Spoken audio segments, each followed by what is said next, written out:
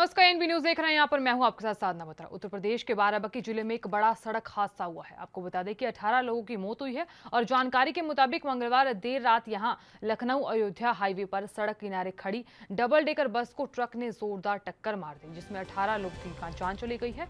आपको बता दें कि पुलिस ने यह बताया कि बस में खराबी आने के बाद ड्राइवर ने उसे रात 8 बजे के करीब सड़क किनारे ही खड़ा कर दिया था और देर रात करीब 12 बजे पीछे से आ रही ट्रक ने उस डबल डेकर बस में जोरदार टक्कर मार दी और यहां मौके पर ही कई लोगों की मौत हो गई। पुलिस ने बताया कि बस हरियाणा के पलवल से चली थी और बिहार की ओर जा रही थी। जानकारी के मुताबिक इस हादसे में करीब 20 लोग घायल हुए हैं, जिन्हें इलाज के लिए जिला अस्पताल भेज दिया गया है और पुलिस बल मौके पर मौजूद है और सड़क को भी खाली किया जा रहा है। आपको बता दें कि सड़क के बाद एडीजी ने अस्पताल जाकर घायलों का हालचाल जाना और इसकी जांच के आदेश दे दिए हैं। पुलिस के मुताबिक बस खराब होने के बाद ड्राइवर ने यात्रियों से आराम करने को कहा था और बस की मरम्मत करने में जुट गया था, लेकिन तभी अचानक पीछे से आ रही ट्रक ने बस में टक्कर मार दी और ये बड़ा हादसा हुआ है।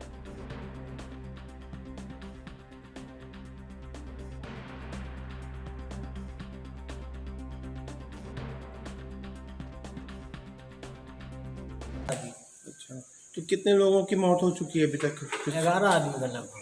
अच्छा, ये बताइए, ये बस कैसे एक्सीडेंट हो गया? हाँ जी, कैसे हो गया? आप बस में बैठे थे? हाँ जी, हम भी बैठे थे। तो कैसे हो गया एक्सीडेंट? बस थोड़ा सा बाबूजी खराब हो गया था। अच्छा। बस से हम लोग उतर गए थे। उतरने के बाद थोड़ा आगे जाके हम लोग बैठ गए थे। कोई खाना खा रहा था, कोई पानी पी रहा था, कोई सो गया था जी। पीछे से बाबूजी ट्रक आया, धक्का मार दिया। ट्रक और बस दोनों चल दिया। आमने सामने हुआ। वहाँ पर कोई सोया आदमी था, नहीं भाग पाया, इसलिए मर गया। अच्छा, कितने लोग सो रहे थे? पूरे के पूरे सोया था। कोई इधर बैठ रहा था, कोई उधर बैठ रहा था। लेकिन अच्छा, अपने बस से साइड सब में उतर थे। आए थे नीचे? हाँ जी, बस से सारे नीचे उतर आए थे? नीचे उतर रहे थे, कुछ ऊपर में भी था, बैठा था। मतलब अम्बाला से थोड़ा पीछे इसका स्टैंड है। उस स्टैंड में ढाबा में हम लोग को बैठवाया और वहाँ से लोकल स्टैंड है, वो ऐसे बना हुआ नहीं। लोकल स्टैंड है, वहाँ पे ऐसे गाड़ी लगता है। कितने लोग थे गाड़ी में? गाड़ी में 115 आदमी था सर। अच्छा। सर, हमसे पहले जो होटल है ना, और उससे आगे होटल था। होटल पर वो बस रोका, सारा आदमी खाया। फिर बस चलने लगा, 10-15-20 मिनट हुआ बस आगे चलने के। चलते चलते बस वहाँ आया तो उसका पुली होता है नीचे वाले, वो पुली उसका टूट गया। पुली टूटने के बाद वो बस वहाँ रोक दिया। रोकने के बाद वो ड्राइवर वो देखा, वो जाकर तो देखता है कि पुली उसका टूट गया है। वो फ़ोन किया मकेली के पास। वो बोलता है कि अभी नहीं हम आएंगे, कि कल सवेरे आएंगे। इसके बाद वहाँ पर सारा आदमी उतर गया बस से। बस उतर के शायद थोड़ा धरो ना 10 किलोमीटर 10 दूर, यहाँ से थोड़ा दूरी 10 फरलांग पे बस से हट कर सारा आदमी बैठ गया था। कोई आदमी सो गया था, कोई आदमी बैठा था। पीछे से वो ट्रक आया। वो ट्रक उसका कम से कम दूर, बहुत दूर, यहाँ से दूर ले गया उसका घिसावट। इसके आदमी सब जनपद बाराबंकी रामसने घाट में हाईवे पर एक दुखद घटना हुई। एक बस जो ज़्यादातर उसमें अभी तक जो पता लगा है सीतामढ़ी, सहरसा आदि जनपद के लोग थे, बिहार के। ये पंजाब या हरियाणा में जहाँ काम करते हैं वहाँ से ये वापस जा रहे थे। बस का एक्सल टूटने के कारण लोग बाहर आ गए थे। कई लोग बस के साइड में, कई लोग बस के सामने लेटे हुए थे, क्योंकि उनको ड्राइवर ने ये बताया कि उसको जो है रिपेयर करने तक उनको समय लगेगा। तो रात्रि काल में वो विश्राम कर रहे थे। उसी समय पीछे से एक ट्रक आकर इस बस के साथ जब एक्सीडेंट कर लिया, जिसमें बस इनके ऊपर चढ़ गया और उसके लिए बहुत काफ़ी संख्या में लोगों की कैजुअल्टी हुई, लोग इंजर्ड हुए। इस जिला अस्पताल में इस समय हम लोग जहाँ पर मौजूद है, यहाँ पर 18 लोग चिकित्सा उत्तर प्रदेश की खबर का रुख कर लेते हैं। बता दें आपको ये कि उत्तर प्रदेश के सीएम योगी आदित्यनाथ और राज्यपाल आनंदीबेन पटेल आज कानपुर दौरे पर हैं और यहां आपको ये बता दें कि सीएम और राज्यपाल सीएसजेएम विश्वविद्यालय परिसर में आयोजित 75 बच्चों के अन्नप्राशन समारोह में हिस्सा लेंगे। ये कार्यक्रम बाल विकास विभाग की ओर से आयोजित किया गया है।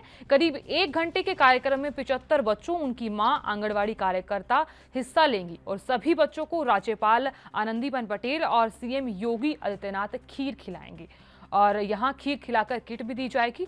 कार्यक्रम की तैयारियों को लेकर जिला प्रशासन के अफसर अब फिलहाल जुट गए हैं। सीएम योगी आदित्यनाथ सीधे वीवी के हेलीपैड पर उतरेंगे और कार्यक्रम में शामिल होने के बाद वहीं से लौट जाएंगे।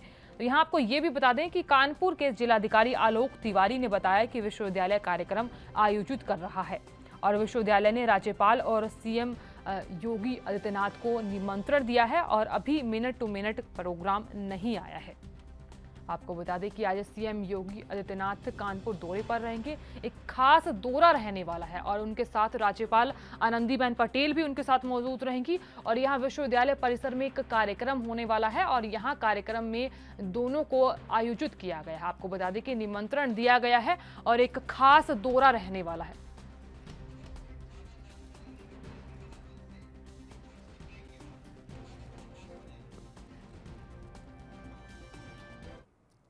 और इस खबर पर ज्यादा जानकारी लेंगे इस वक्त के छोटे से ब्रेक के बाद।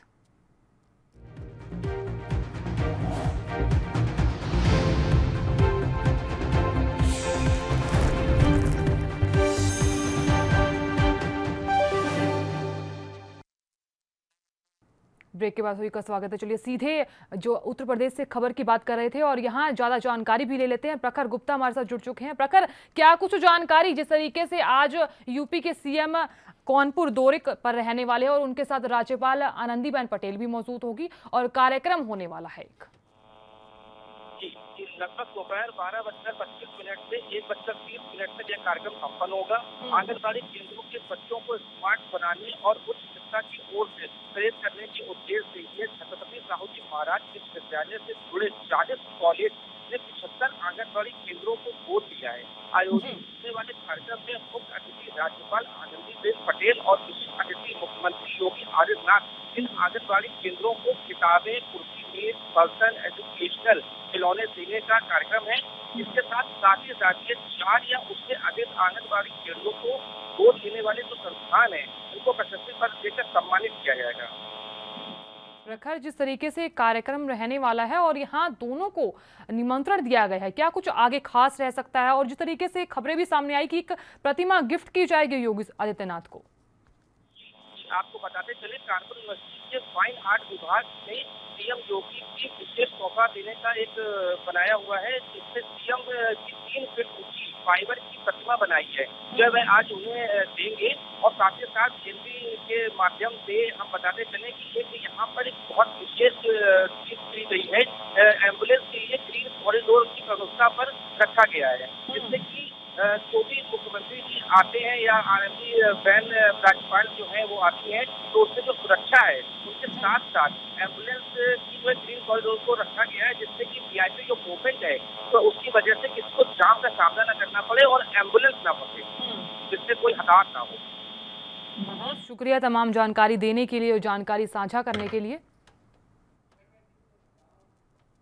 और उधर बंगाल की सीएम ममता बनर्जी इस वक्त दिल्ली दौरे पर हैं। आज उनकी सोनिया गांधी से मुलाकात होगी। इसके अलावा ममता बनर्जी आज दिल्ली के मुख्यमंत्री अरविंद केजरीवाल समेत विपक्ष के कई बड़े नेताओं से भी मिलने वाली है। बता दें कि मंगलवार को उन्होंने प्रधानमंत्री नरेंद्र मोदी से भी मुलाकात की थी। ममता बनर्जी के दिल्ली दौरे की जो चर्चा है वो लुटियन जोन के गलियारों से लेकर पार्क स्ट्रीट की गलियों तक है। ममता बनर्जी ने पीएम मोदी से मुलाकात के बाद सर्वदलीय बैठक की मांग की थी और ममता बनर्जी ने इस दौरान कहा कि प्रधानमंत्री को पेगासस विवाद पर सर्वदलीय बैठक बुलानी चाहिए और उच्चतम न्यायालय नीट जांच करने पर फैसला करना चाहिए। ममता बनर्जी ने प्रधानमंत्री से मुलाकात के बाद ये बताने से इनकार कर दिया कि क्या उन्होंने पेगासस विवाद पर मोदी सरकार के साथ चर्चा की है।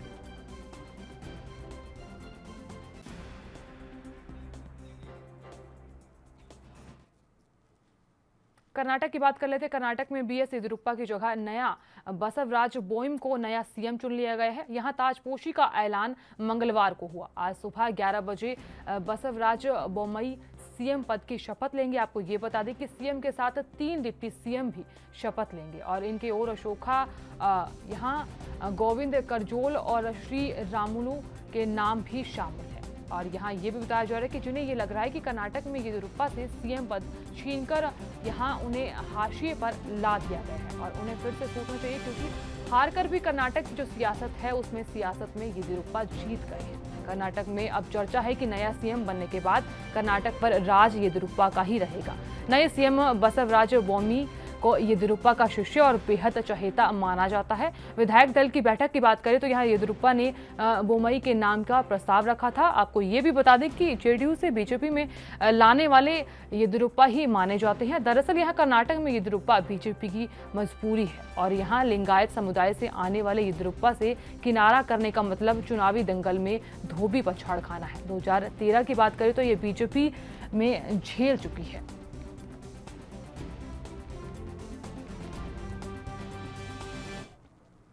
और केंद्र ने सीमा विवाद मामले पर हुई हिंसा में संज्ञान लेते हुए असम और मिजोरम के मुख्य सचिवों और पुलिस महानिदेशकों को बुलाया है। केंद्रीय गृह सचिव अजय भल्ला की अध्यक्षता में बुधवार को होने वाली बैठक में ये मुख्य सचिव और डीजीपी शामिल होंगे। बैठक में असम मिजोरम सीमा पर अचानक भड़की हिंसा पर चर्चा की जाएगी। बता दें कि बैठक में मुख्य सचिवों और डीजीपी के शांति फॉर्मूले पर काम करने के लिए कहा जाएगा, ताकि 2 राज्यों की सीमा पर इस तरह की हिंसा फिर ना दोहराई जाए। आपको ये भी बता दें कि यहाँ अधिकारियों ने आदेश भी जारी किए हैं और बताया कि हिंसा प्रभावित इलाकों में केंद्रीय रिजर्व पुलिस बल को तैनात किया गया है। गौरतलब है कि इस हिंसा में असम पुलिस के 5 कर्मी और 1 नागरिक की मौत हो गई थी और 60 से ज्यादा घायल हो गए थे।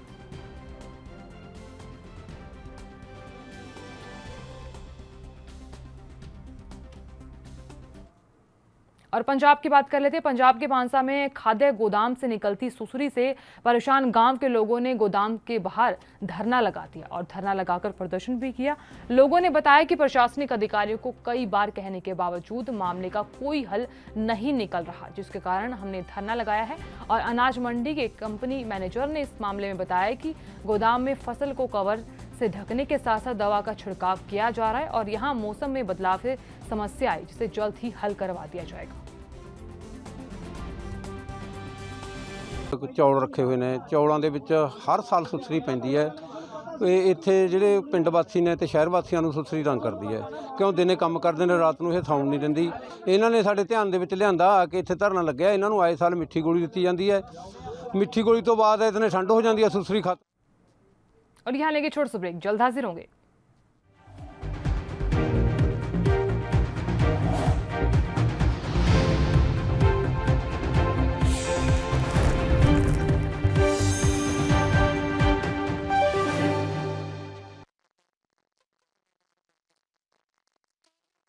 ब्रेक के बाद सभी का स्वागत है। खबरों में आगे बढ़ते हुए बात पंजाब के पटियाला की कर लेते हैं, जहां पुलिस को एक बड़ी सफलता हाथ लगी है। दरअसल यहां एक वाहन चोरी करने वाले गिरोह को पुलिस ने गिरफ्तार कर लिया है और यहां 32 बोर की पिस्टल की नोक पर वाहन चोरी हो गया था। मामले में आपको बता दें कि अलग अलग टीम बनाकर चोरों की तलाश की जा रही थी और चोरी की एक स्कॉर्पियो गाड़ी, एक अन्य वाहन, 132 बोर की पिस्टल, 2 जिंदा गोला बारूद बरामद किए गए हैं। पुलिस ने NDPS के तहत मामला दर्ज कर लिया है और आरोपियों से पूछताछ फिलहाल जारी है।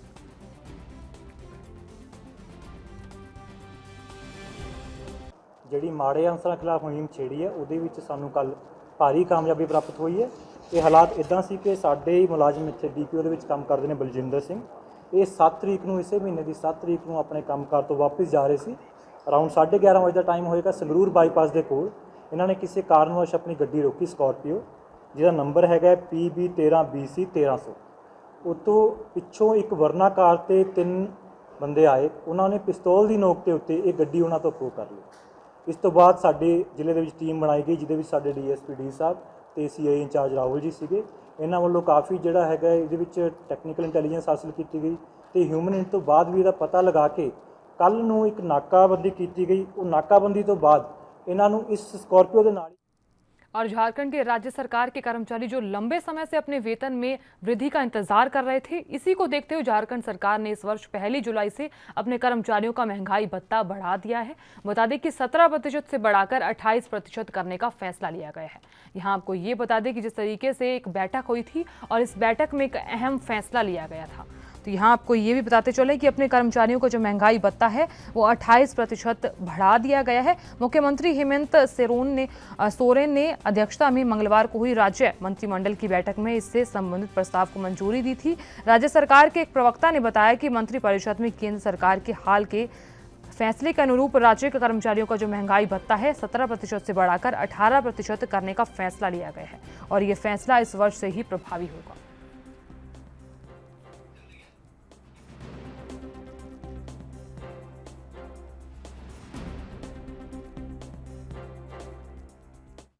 उत्तराखंड की बात कर लेते हैं। उत्तराखंड के देहरादून में जिलाधिकारी डॉक्टर आर राजेश कुमार ने देहरादून यहाँ कोविड हॉस्पिटल का औचक निरीक्षण किया और आपको ये बता दें कि जिस तरीके से डीएम को अस्पताल में देख डॉक्टरों, नर्सिंग स्टाफ और प्रशासनिक अमले के पसीने छूटते हुए नजर आए, वहीं जिलाधिकारी ने अस्पताल प्रशासन को साफ सफाई को लेकर सख्त निर्देश जारी किए।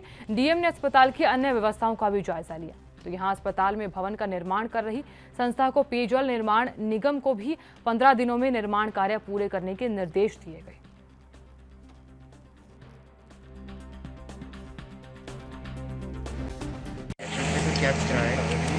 देखिए, आज कोऑर्डिनेशन हॉस्पिटल पिछले हफ्ते दून हॉस्पिटल मैंने विजिट किया था विद माई टीम और फिर इंस्ट्रक्शन जारी की।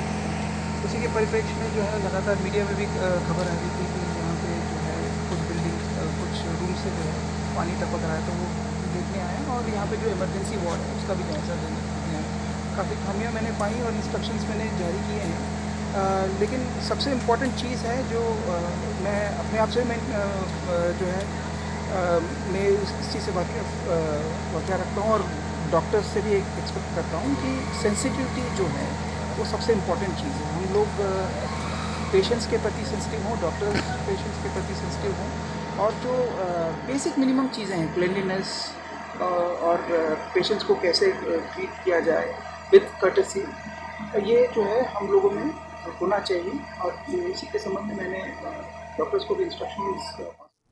पश्चिम बंगाल के प्रदेश बीजेपी अध्यक्ष दिलीप घोष ने मुख्यमंत्री ममता बनर्जी को लेकर एक बयान दिया है। उन्होंने कहा कि ममता बनर्जी ने केंद्रीय संसाधनों का दुरुपयोग किया और अब प्रधानमंत्री से मिलना चाहती है ताकि हाथ जोड़कर धन की भीख मांग सके।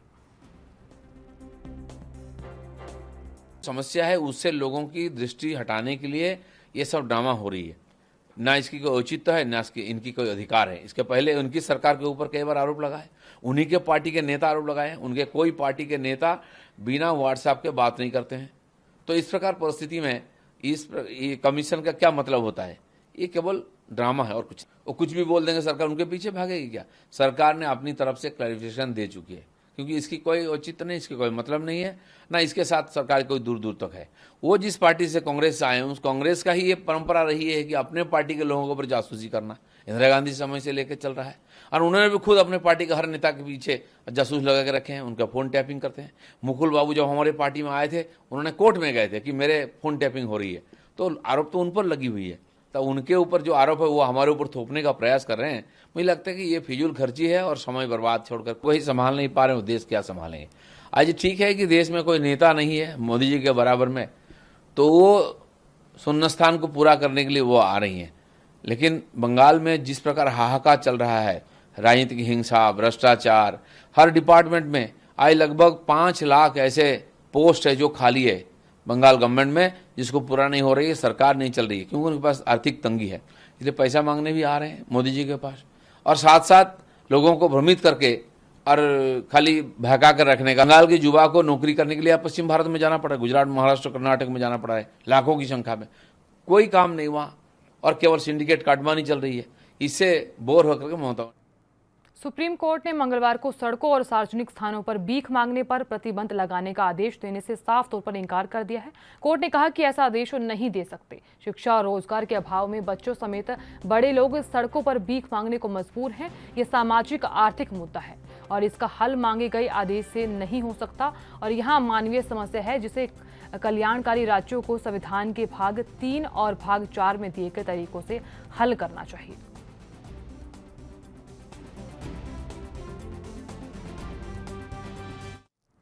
और देश में कोरोना की तीसरी लहर का खतरा गहरा गया है और दूसरी जो लहर है वो धीमी पड़ने के साथ पहली बार देश में 10% से अधिक संक्रमण दर वाले जिलों की संख्या बढ़ी है। राहत की बात यह है कि ऐसे जिले अभी तक मुख्य रूप से केरल, पूर्वोत्तर के राज्यों में सीमित है। स्वास्थ्य मंत्रालय के आंकड़ों के मुताबिक एक तरफ पिछले 3 हफ्ते से कोरोना के सक्रिय मामलों में गिरावट थम गई और वहीं दूसरी तरफ 10% से अधिक संक्रमण दर वाले जिलों की संख्या बढ़ने लगी। फिलहाल इसे कोरोना की तीसरी लहर की शुरुआत नहीं कहा जा रहा और यहाँ स्वास्थ्य मंत्रालय के अधिकारी अभी स्थिति पर नजर बनाए रखने की बात कह रहे हैं और इसे तीसरी लहर के खतरे के संकेत के रूप में जरूर देखा जा रहा है।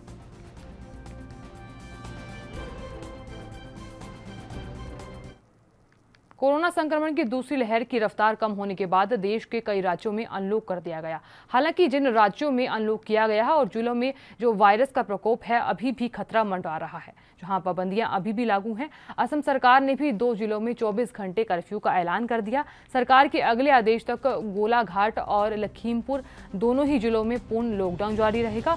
असम राज्य आपदा प्रबंधन प्राधिकरण ने बताया कि गोलाघाट और लखीमपुर में सभी कार्यालय स्थल और व्यावसायिक प्रतिष्ठान, रेस्टोरेंट, होटल, रिजोर्ट, ढाबे और अन्य भोजनालय बंद रहेंगे और यहां गोलपारा, मोरीगांव, जोरत, सोनितपुर और विश्वनाथ में पॉजिटिव रेट सीमित है। यहां कर्फ्यू का समय दोपहर 2 बजे से सुबह 5 बजे तक जारी रहेगा और जरूरत की चीजों को दोपहर 1 बजे तक खोला जाएगा।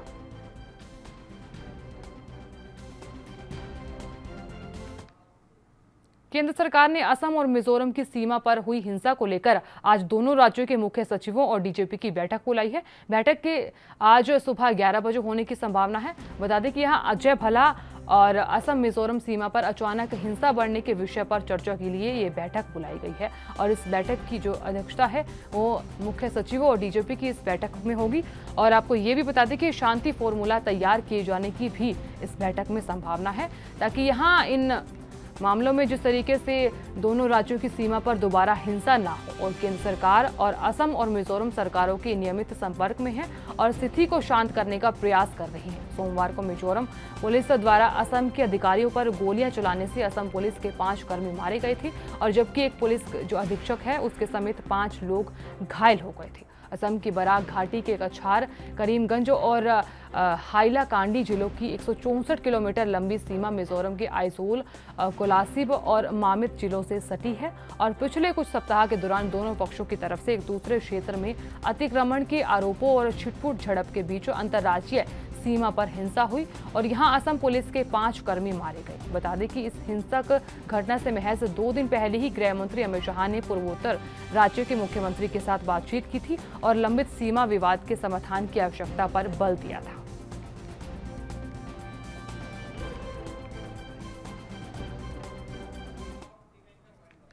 फिलहाल के लिए इतना है। आप देखते रहिए ANB न्यूज़। नमस्कार।